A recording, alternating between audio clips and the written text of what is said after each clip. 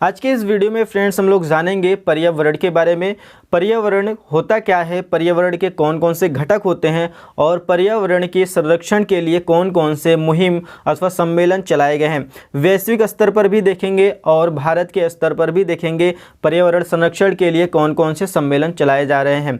और सबसे पहले मैं आपको बता दूं पर्यावरण होता क्या है। पर्यावरण दो शब्दों से मिलकर बनता है। पर्यावरण दो शब्दों से मिलकर बनता है, एक को बोलेंगे परि और दूसरे को बोलेंगे आवरण, जिसका शाब्दिक अर्थ होता है जो आवरण हमारे चारों ओर से घेरा हुआ है या जो आवरण हमें चारों ओर से घेरे हैं।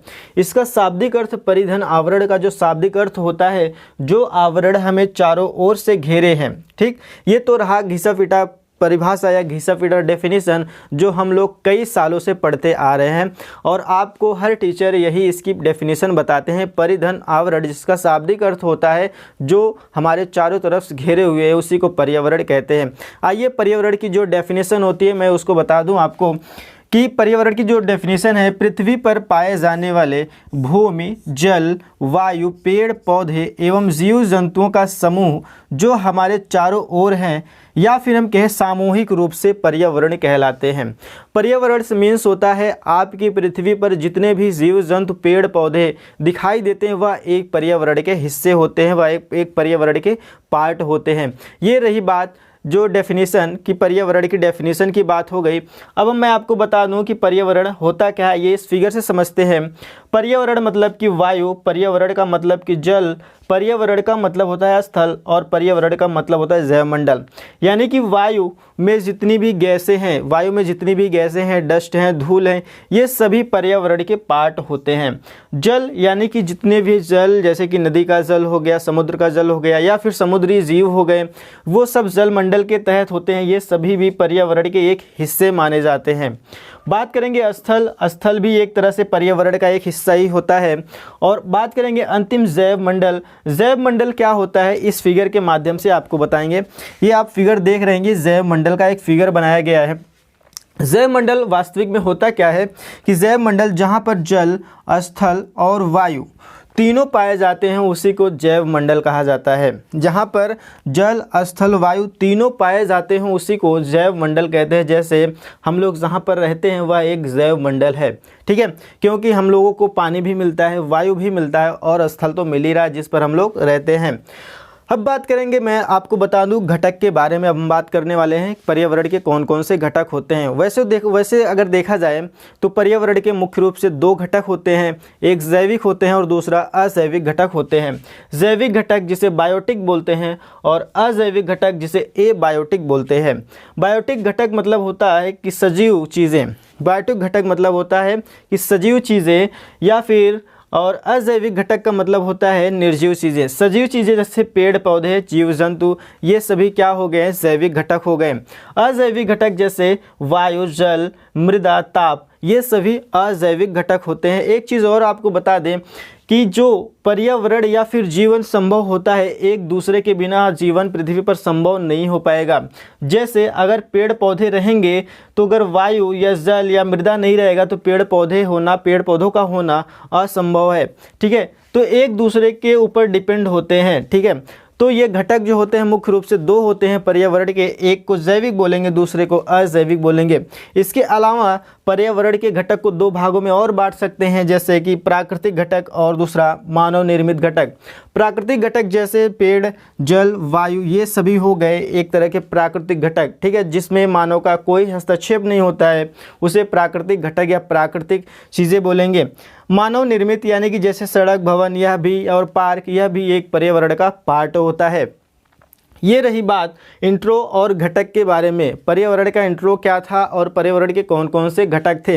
अब हम बात करेंगे संरक्षण। संरक्षण के बारे में बात करने से पहले एक चीज़ मैं आपको बता दूं कि पर्यावरण को संरक्षण की ज़रूरत क्यों पड़ी। पर्यावरण को संरक्षण की ज़रूरत इसलिए पड़ी क्योंकि मानव अपने स्वार्थ के लिए पर्यावरण का इतना तेज़ी से दोहन कर रहा है जिससे कि हमारा पर्यावरण पूरी तरह से क्षति पहुंचती चली जा रही है या हमारा पर्यावरण पूरी तरह से नष्ट होता चला जा रहा है। उसी को बचाव के लिए, उसी के संरक्षण के लिए मुहिम सारे चलाए गए हैं। वैश्विक स्तर पर और भारत के स्तर पर दोनों हम संरक्षण जो भी अधिनियम चलाए जा रहे हैं, जो भी सम्मेलन चलाए जा रहे हैं, उन दोनों को समझेंगे। सबसे पहले मैं आपको बता दूं वैश्विक स्तर पर कौन कौन से पर्यावरण संरक्षण के लिए सम्मेलन चलाए जा रहे हैं। पर्यावरण संरक्षण के लिए सबसे पहला जो मुहिम चलाया गया है वो कौन था, वो स्टॉकहोम सम्मेलन 1972 है। इसमें जो है बताया गया कि पर्यावरण को संरक्षित किस तरह से किया जाए, और उसके एक साल के बाद 5 जून 1973 से ही जो पर्यावरण दिवस मनाया जाने लगा। दूसरा बात करेंगे पृथ्वी सम्मेलन। पृथ्वी सम्मेलन में यह टारगेट किया गया कि पृथ्वी को किस तरह से बचाई जाए, जिस कारण पृथ्वी का इतना तेज़ी से दोहन रुक पाए। ये 1992 में हुआ, रियो डी जेनेरो में, यह ब्राज़ील में स्थित है। तो पृथ्वी सम्मेलन कहाँ पर हुआ, तो रियो डी जेनेरो में, कहाँ पर, ब्राज़ील में है। कब हुआ, 1992 में हुआ है। नेक्स्ट बात करेंगे COP25।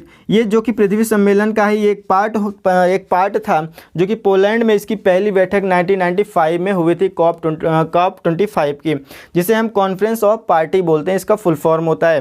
नेक्स्ट बात करेंगे क्योटो प्रोटोकॉल। इसमें कार्बन की मात्रा कम करने की बात करी गई, और यह जो है जापान में 1997 में हुआ था। और अंतिम बात करेंगे मॉन्ट्रियल समझौता। मॉन्ट्रियल समझौता ओजोन परत को लेकर यह समझौता किया गया था, जिसमें यह बताया गया कि ओजोन लेयर में जो छिद्र हो रहे हैं वो किस कारण हो रहे हैं। और ये इसी मॉन्ट्रियल प्रोटोकॉल में ही, मॉन्ट्रियल समझौते में ही यह पता चला कि CFC गैस के कारण जो होता है, जो ओजोन परत में जो छिद्र पाया जा रहा है, वो CFC गैस की वजह से हो रहा है। और मॉन्ट्रियल समझौते के दौरान ही 16 सितंबर, हर वर्ष 16 सितंबर को ओजोन क्षरण दिवस मनाया जाने लगा। अब बात करेंगे हम भारत के स्तर पर। भारत के स्तर पर कौन कौन से मुहिम चलाए गए पर्यावरण संरक्षण के लिए, आइए जान लेते हैं उसको। कब किया गया, 1985 में कौन सा मंत्रालय बनाया गया, पर्यावरण एवं वन मंत्रालय बनाया गया पर्यावरण को संरक्षण के लिए। ठीक है। दूसरी बात करेंगे हम 1986 में पर्यावरण संरक्षण अधिनियम बनाया गया। इसे VVI कर लीजिएगा, क्योंकि यह बहुत ही इंपॉर्टेंट क्वेश्चन है और कई बार रिपीटेड प्रश्न है कि पर्यावरण संरक्षण अधिनियम कब लागू किया गया, तो 1986 में। फिर 1988 में राष्ट्रीय वन नीति अपनाई गई। राष्ट्रीय वन नीति, इसमें वन को बढ़ावा देने की बात करी गई। नेक्स्ट बात करेंगे जैव विविधता संरक्षण अधिनियम 2002 में चालू किया गया। 2002 में जैव विविधता संरक्षण अधिनियम चालू किया गया। नेक्स्ट बात करेंगे 2010 में NGT यानी कि नेशनल ग्रीन ट्रिब्यूनल, जो कि भारत के स्तर पर यह मुहिम चलाया गया। और NGT का मतलब हुआ कि जो पर्यावरण से संबंधित जो मुकदमे हैं वो जल्द से जल्द निपटारा किया जा सके। तो फ्रेंड्स, ये रहे पर्यावरण से संबंधित जितने भी फैक्ट थे वो मैंने आपको बता दिए। तो फ्रेंड्स, अगर आपको वीडियो यूज़फुल लगा है, वीडियो आपको अच्छा लगा, तो वीडियो को लाइक और चैनल को सब्सक्राइब करके जाएगा। Thank you.